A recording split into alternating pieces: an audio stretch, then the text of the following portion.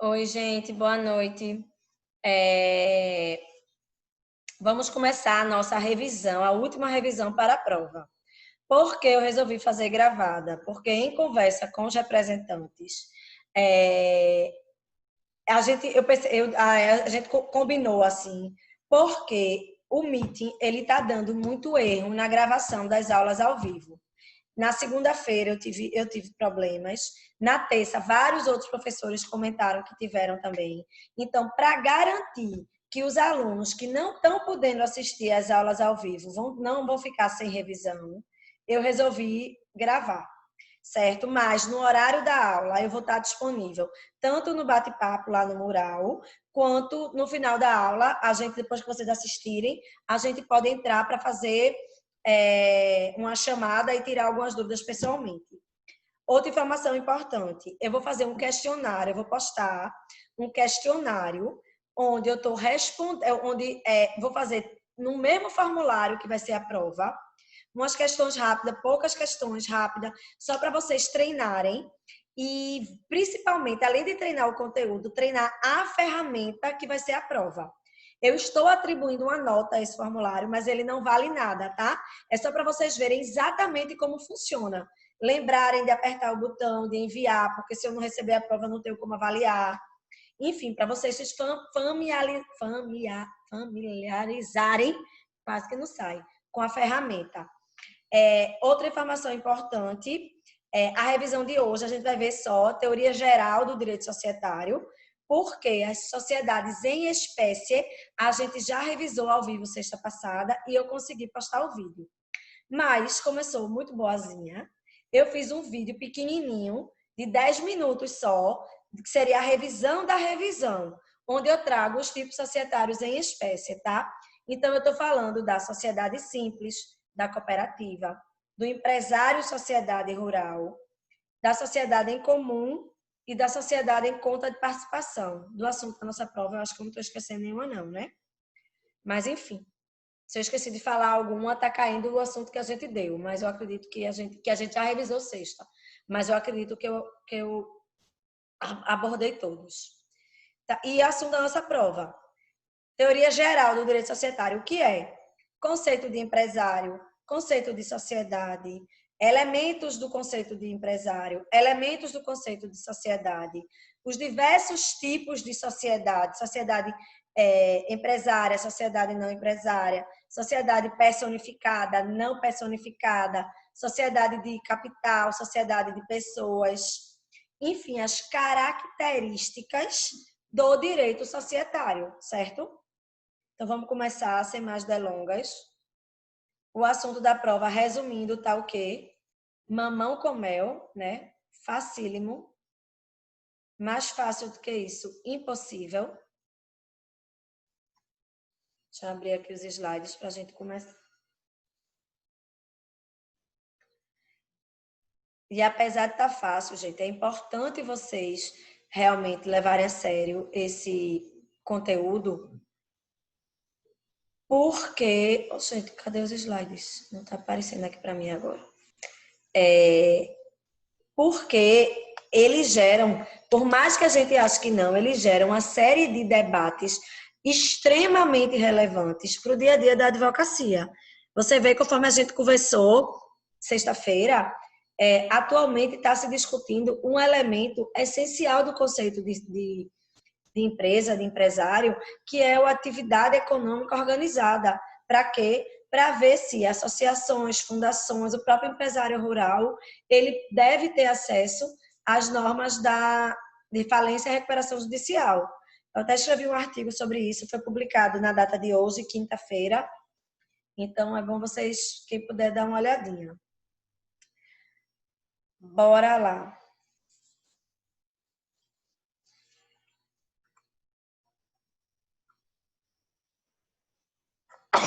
Desculpa. Gente, conceito de empresa. Nosso ordenamento jurídico, ele não trouxe um conceito de empresa, ele trouxe o ordenamento jurídico à legislação, né? A lei, o Código Civil de 2002, a nossa lei maior do direito empresarial, ele não trouxe o conceito de empresa, ele trouxe o conceito de empresário. Mas a doutrina ele tem um conceito que eu gosto muito, que é: a gente pode afirmar que o fenômeno econômico da empresa ele pode ser conceituado como um organismo econômico no qual há articulação dos fatores de produção, ou seja, natureza, trabalho, capital, tecnologia, para atendimento das necessidades do mercado, produção e circulação de bens e de serviços. E ele é absorvido pelo direito empresarial com o sentido técnico-jurídico de atividade econômica organizada. Gente, para entender o conceito de empresa, é fundamental a gente estudar o conceito de empresa trazido por Alberto Aschini. Aschini, ele traz um conceito de empresa com diversos perfis, diversos lados. Diz que empresa é um fenômeno jurídico poliédrico. Quais são os lados que Aschini diz que a empresa tem? São 4. Perfil subjetivo, que é o sujeito de direitos, ou seja, a sociedade empresária ou o próprio empresário. Ele traz, Aschini, um conceito, um perfil funcional, que é a própria atividade econômica, é a própria funcionalidade da empresa. O perfil objetivo, ele é os bens, objetivamente, os bens que se valem aquela empresa para o exercício da atividade, ou seja, o conjunto de bens destinado a determinada atividade econômica. Ou seja, é a organização da atividade econômica. Na aula lá, eu trouxe uma teoria, um debate acadêmico a respeito de um questionamento a esses perfis, mas para a prova eu vou me limitar à teoria estritamente, certo? Então, atividade econômica é o perfil funcional e a organização, ou seja, o estabelecimento empresarial, é o perfil objetivo. Gente, qual o conceito de estabelecimento? É o conjunto de bens corpóreos e incorpóreos que são disponibilizados para o exercício da atividade empresária, tá? Dá uma olhadinha lá no artigo 1142, eu não sei porque tá 1.142, mas é o artigo 1142 do Código Civil. Meus amores, por fim, perfil corporativo. Para Aschini, que é italiano do primeiro mundo, o perfil corporativo é a união perfeita entre empresário, empregados, auxiliares, prestadores de serviço.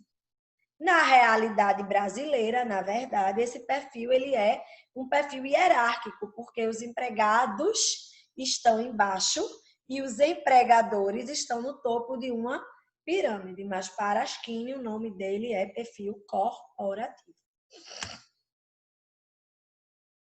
Gente, o conceito de empresário do nosso código. Empresário é aquele que exerce profissionalmente atividade econômica organizada para a produção ou circulação de bens ou de serviço. Esse conceito ele pode ser destrinchado em 4 elementos. Profissionalmente, porque eu, depois da minha queimadura, estou com trauma de cozinha, não quero mais dar o exemplo da minha loja de brownies. Eu vou dar um exemplo agora que eu vou fazer bijuteria, certo? Então, se eu fizer bijuterias no final de semana, como hobby, para o meu uso, para eu dar para os coleguinhas, para eu dar para os alunos que tirarem nota 10, isso não é uma profissão, isso é um hobby. Para ser considerada empresária, a pessoa precisa fazer daquilo o seu ganha-pão. Então, é o exercício habitual, profissional. Eu estou assumindo o risco, eu estou colocando dinheiro porque eu quero tirar dinheiro, certo? Primeiro elemento. Segundo elemento, atividade econômica, minha gente, finalidade lucrativa. O empresário diz, eu preciso ganhar dinheiro, comprar comida, pagar minhas contas através dessa minha atividade econômica. Gente, organizada é a organização dos fatores de produção. É como ele vai funcionar na prática, certo? Produção ou circulação de bens e de serviço. E aqui entram, minha gente, as diversas modalidades de serviço. Na sala de aula lá, alguma aluna me deu um exemplo, uma aluna, não lembro quem foi, me deu um exemplo de uma pessoa na 25 de março que está colocando micro-ondas para esquentar quentinhas. E que está tirando por mês, parece que é 20 mil reais. Então, assim, não importa qual é a atividade, mas ela tem que ser uma atividade econômica organizada, tá? É qualquer atividade. Gente, empresa, portanto, é diferente de empresário, porque empresa é a atividade, é algo abstrato. E empresário é um dos aspectos do conceito de empresa trazido por Albert Aschini. Empresário é quem exerce, ou seja, a sociedade ou o empresário individual. Atenção, os sócios, apesar deles acharem chique de seu status se chamar de empresário, o sócio não é empresário, ok? Gente, agentes econômicos excluídos do conceito de empresário. Primeiro lugar, o profissional intelectual, está lá no parágrafo único do 966. O profissional intelectual, a própria lei diz que ele não constitui empresário, salvo se, no exercício da atividade dele, ele constituir elementos de empresa. Ou seja, se o principal naquela atividade for a organização da empresa e não a profissão do empresário. Lembra lá do exemplo do médico que fazia ultrassom que eu dei em sala de aula. Ou seja, quando eu tive a minha filha, há 7 anos atrás, a clínica dele era clínica... Era ele que fazia o exame, ele tinha lá 2 outros médicos que contratavam espaço lá na clínica que ele fazia.